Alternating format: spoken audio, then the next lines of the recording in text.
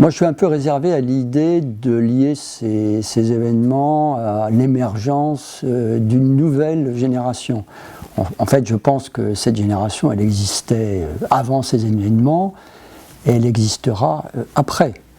Alors, c'est quoi cette génération? C'est une génération de jeunes, effectivement, qui, aujourd'hui, connaît une période prolongée de jeunesse. Bon, à la fois parce que l'entrée dans la vie professionnelle est plus tardive, plus difficile, mais aussi parce que ces jeunes repoussent le moment des engagements familiaux. On sait qu'aujourd'hui, ces jeunes, en moyenne, ont un premier enfant autour de 29-30 ans. Donc ils connaissent une période prolongée, entre 20 et 30 ans, durant laquelle ils vivent seuls. Ça ne veut pas dire qu'ils sont solitaires, mais ils vivent seuls. Et ils profitent des plaisirs de la jeunesse, parce qu'il y a quand même, on l'oublie parfois, il y a quand même des plaisirs dans cette période de la vie, et ces plaisirs, ils tournent surtout autour de la convivialité, des relations amicales, des sorties entre amis, toutes choses qui d'une certaine manière ont été attaquées par ces événements tragiques.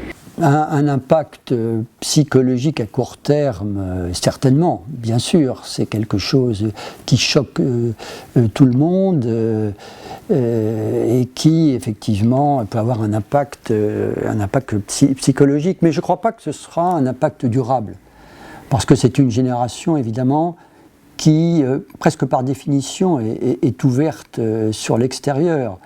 C'est la génération Internet aussi, c'est une génération communicationnelle qui voilà, autour d'une culture de la communication, des relations amicales, des sorties entre amis.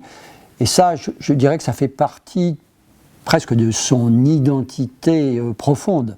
Donc je ne crois pas que cette façon de vivre, cette convivialité sera profondément affectée par ces attentats. Ce que montrent les enquêtes, c'est qu'il y a une grande différence parmi les jeunes, et d'ailleurs parmi les adultes aussi, mais spécialement parmi les jeunes, concernant leur optimisme ou pessimisme à l'égard de la société dans son ensemble, et leur optimisme ou pessimisme concernant leur avenir personnel. Alors autant ils sont pessimistes, et même très pessimistes concernant la société dans son ensemble, autant ils sont plutôt optimistes concernant leur avenir personnel. Alors, ces événements, peut-être auront un impact sur, précisément, leur vision de la société et peut-être vont accroître leur pessimisme sur l'évolution de la société.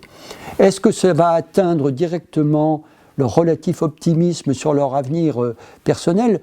C'est pas sûr. Ces jeunes-là, bien sûr, ils connaissent des difficultés. Ils connaissent une transition vers l'emploi qui est plus compliquée que les générations précédentes, mais il faut quand même garder à l'esprit que la plupart d'entre eux s'en sortent. Si vous voulez, entre 25 et 30 ans, les 3/4 de ces jeunes, ou même 80%, finissent par accéder à ce fameux CDI, parce qu'au fond, ces jeunes-là ont des aspirations normales.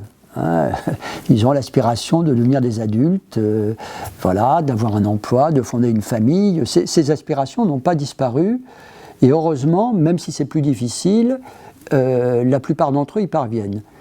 Ceux qui n'y parviennent pas, c'est là qu'il y a un clivage à l'intérieur de la jeunesse, enfin ceux qui n'y parviennent pas, ou beaucoup plus difficilement, ce sont les jeunes qui sortent du système scolaire sans diplôme. L'écart entre ces deux jeunesses s'accroît.